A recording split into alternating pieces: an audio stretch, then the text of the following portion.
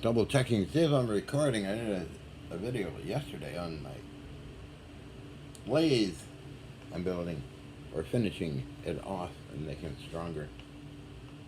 So I found some steel that I can cut easily, drill holes through it, making a clamping system as well for it. But anyway, it's a lathe, one I built myself. Yeah, busy. Busy here too for the last several years, getting equipment in. Actually, I asked one of my partners, Alec, if he stashed any of the equipment away, and I think his friend Randy did, and I put that out there in the BC Supreme Court ruling a long time ago. Wow. Which I uploaded a whole thing on YouTube talking about it. So busy. Had a leg operation here, and I'm okay. I mean, no problem. But my doctor next door actually is going to write a paper on it, as well as another group is writing a paper on the frequencies enhancing certain plants, giving out mm, huge amounts of medical cannabinoids. That's Nancy's work, actually. So using these frequencies generated here and the Hutchison effect stuff, and it creates unusual plant growth. Kind of like what happened in the Gulf of Mexico. If you want to see the results in the Gulf of Mexico, 10 years ago now or more. Where am I here? It's up on John K. Hutchison /slideshare.net. Uploaded all the documents. It's covered by scientists. Bob Newman from the also from the Navy. What's the gentleman's name? Who was down, and John Shelburne of the Navy Department and others. They wrote up reports in that on the Gulf of Mexico oil elimination process. And there are videos uploaded. There's some uploaded by news media. It was quite interesting times. I'm not into that, but Nancy is, so I decided to give it a try, and I went to the Gulf of Mexico. Proved out okay. I thought, oh well, just frequency. So I don't know if I'm going to be holding here a public demonstration.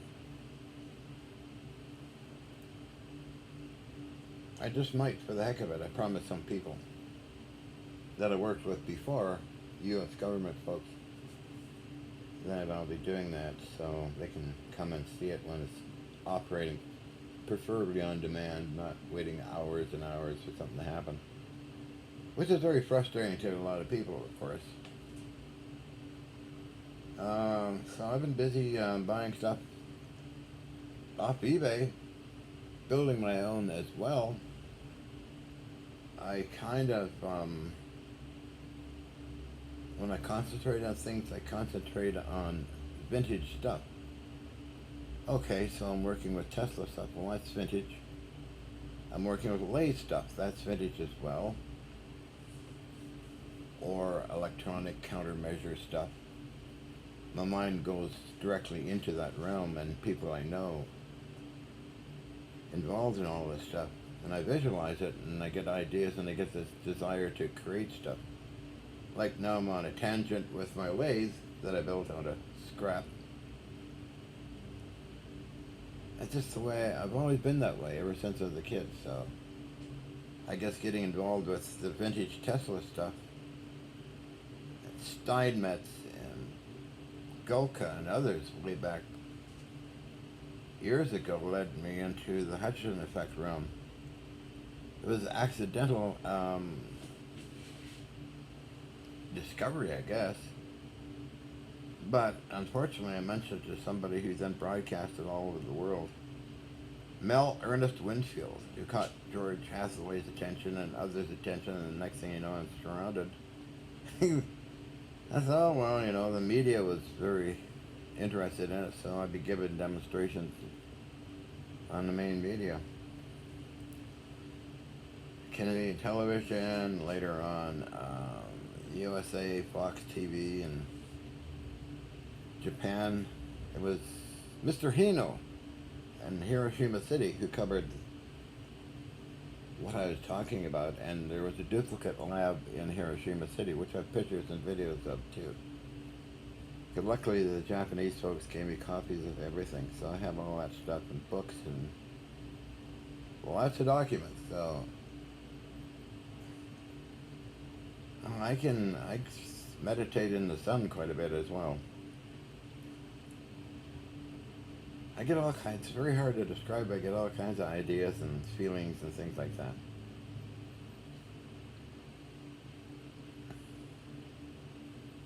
So, I could be in contact. I don't know if aliens, I'm kind of skeptical of that idea, but anything alien to travel light years through space would have to be so advanced that you couldn't even see them. They'd be observing this planet, but the likelihood of that is, again, certain laws in nature. The second nearest star is 4 light years away. Hasn't advanced race reached that kind of technology? Perhaps, because I'm just living in 2024. 100 years from now, a totally different world. So, I don't know. I just thought I'd talk about it.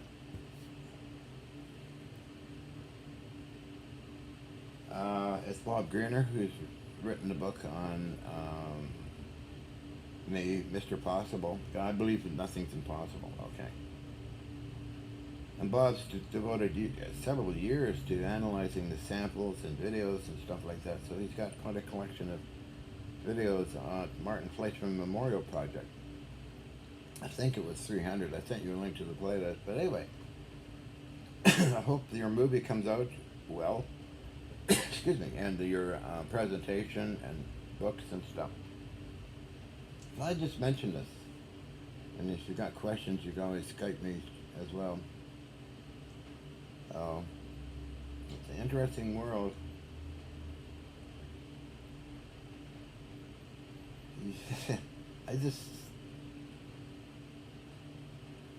Sometimes I'm very telepathic feeling.